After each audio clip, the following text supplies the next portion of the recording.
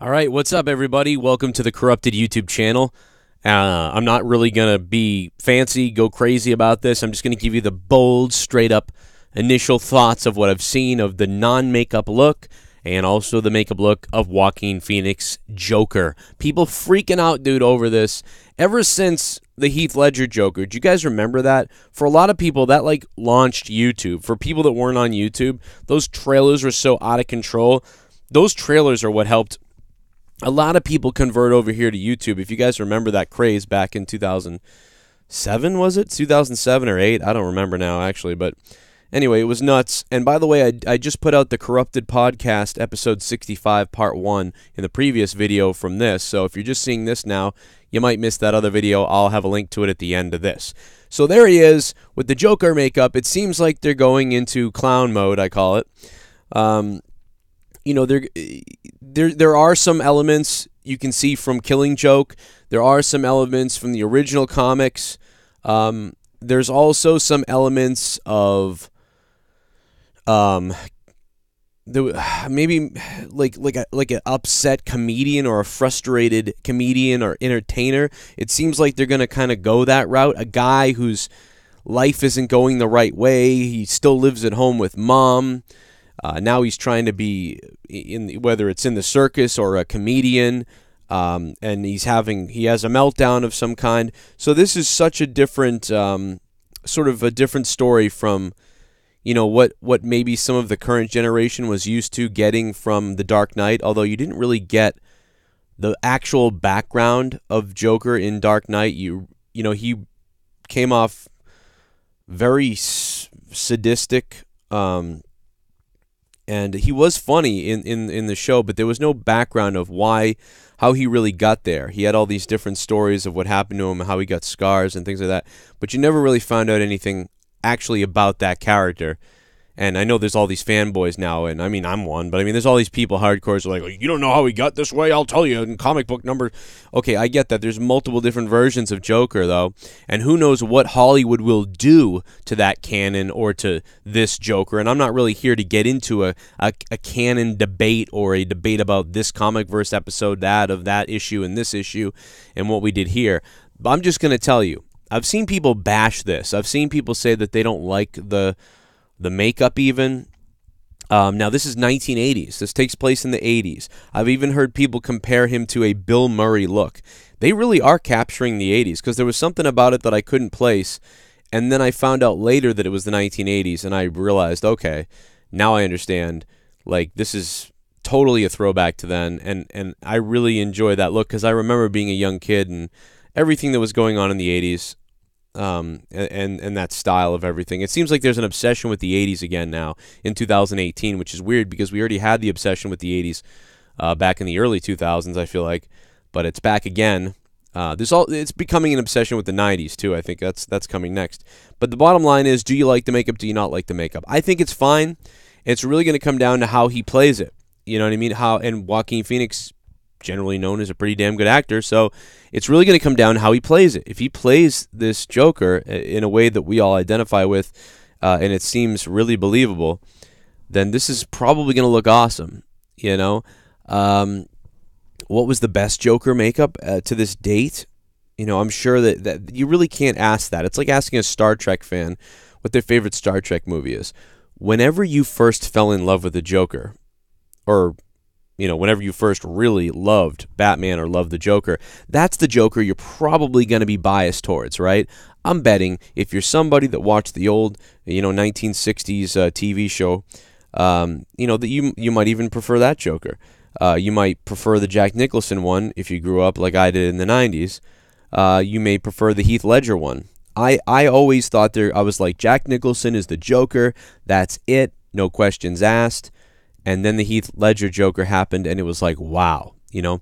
But I know that there's a lot of hardcores who prefer the comic book look of the Joker, depending on what issue, series, and who the artist is.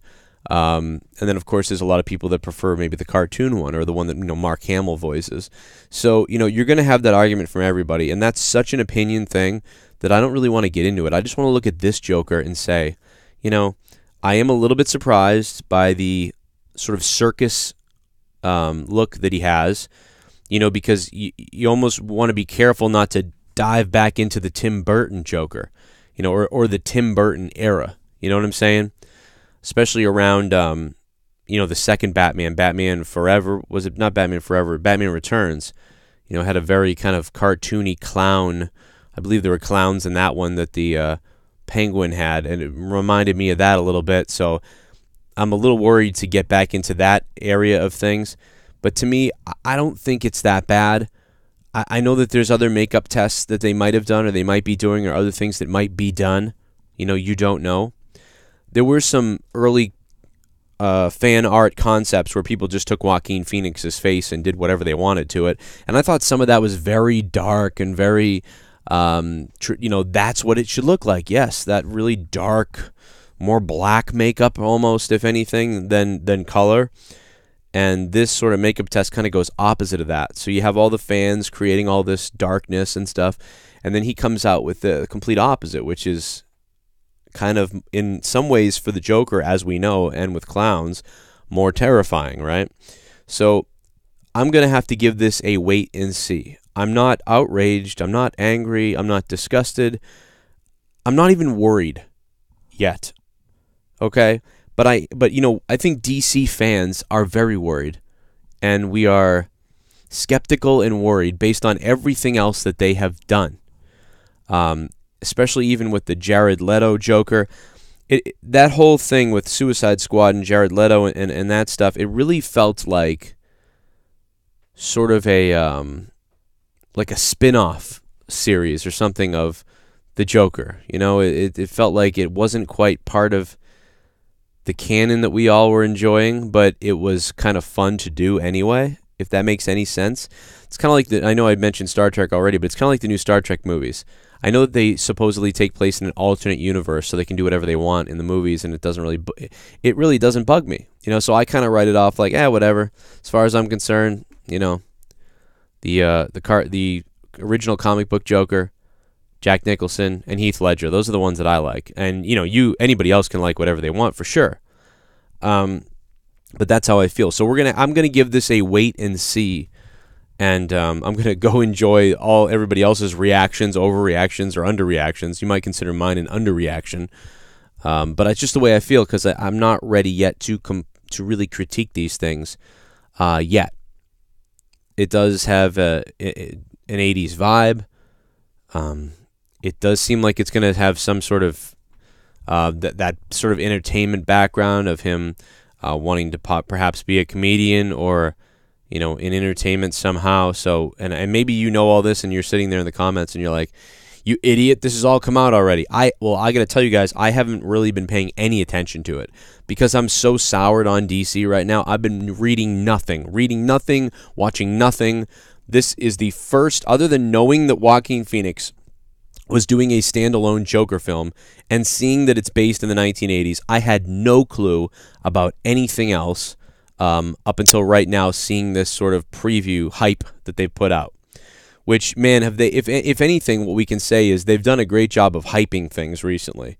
The Suicide Squad and some of the other stuff they did was very hyped. This again appears to be something very hyped, because who releases this type of a teaser at this point? So it's really good that they're doing that. I think they built a lot of hype around, The Dark Knight with the Joker, and I even thought they sort of over-teased that one because they released a lot of scenes, and they released even the opening 5 minutes or something was free. It was unbelievable what they did there. But when you went to see the movie, unfortunately, by the time you saw The Dark Knight, it was like, and I think that's the name of the movie. God, I don't even remember names of movies anymore. Just the second Batman, Christopher Nolan's second one with the Joker. When you went to see that movie, there was a lot of times, if you were a person that was on YouTube at the time, like a lot of people were, browsing the trailers, looking for everything, you'd seen those trailers so many times that when you saw it on the screen, it was kind of a little ruined because you'd seen it so much. So it was a little underwhelming to see a scene that you saw 800 times already on YouTube. But then when you saw the new scenes, you were like loving it. And it just kind of made for an unbalanced movie, and it was because of YouTube and because of how many times I spoiled it for myself or watched it, that it was kind of ruined. And that still happens nowadays if you know, a trailer comes out and there's a craze for it. But that's about it. That's what I think. I think it's an okay. I'm giving it a 7 out of 10 at this point. And if Joaquin Phoenix nails the part, then we're looking at an 8, 9, or 10, right? But if something doesn't seem right, then you're stuck at a 7, 6, 5. And DC doesn't need that at that point. That's my own ranking system because I made stuff up in my own head. But I like it. Let's see what they do with it. Could they change things? Are you unhappy? Do you think it's too cartoony? Do you think it's too cliche? Do you think they should have gone a different route? It should be darker? Should it be, you know, I think obviously Christopher Nolan's Joker, Heath Ledger, was, you know, it was supposed to be, he was like mangled. You know what I mean? Like he was like really mangled. It wasn't that he went and put this makeup on so much as this dude was actually mangled. He had a scar across his face. You know, it was a very like homicidal sort of thing. Murderer. It was just, it was a different thing, you know, here. And then of course you get like the Madonna Wayne Gacy thing, you know.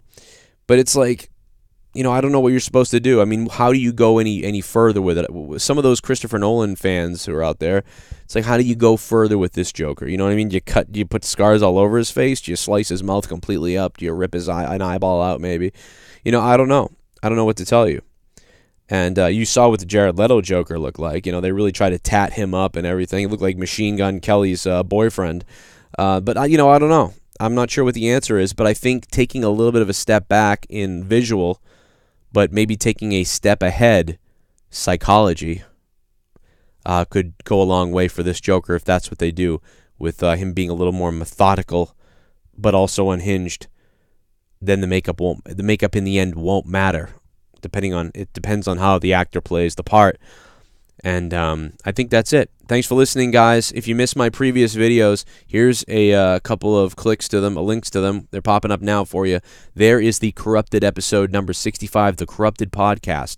Listen to full episodes on patreon.com/Joe Cronin Show and help me make more videos like this. You don't just crowdfund me when you drop $2 a month or $5 a month or $1 a month. You actually get 30 hours of bonus content a month as well. There's the videos. They're on your screen now. Hope you guys subscribe if you're new to my channel. This is Corrupted Entertainment, and we also put little teases out there for my Corrupted Podcast. By the way, the first 35 episodes of Corrupted Podcast are free and available on iTunes. See you guys tonight on Monetize This over on my other channel. Not to fill your head with more information about me, but youtube.com/Joe Cronin Show. 58,000 subscribers and counting. Tonight we'll be live at 11 p.m. Eastern Time U.S. with Monetize This, and we should have a good time. See you guys there. Hit me up on Twitter at CorruptedPod.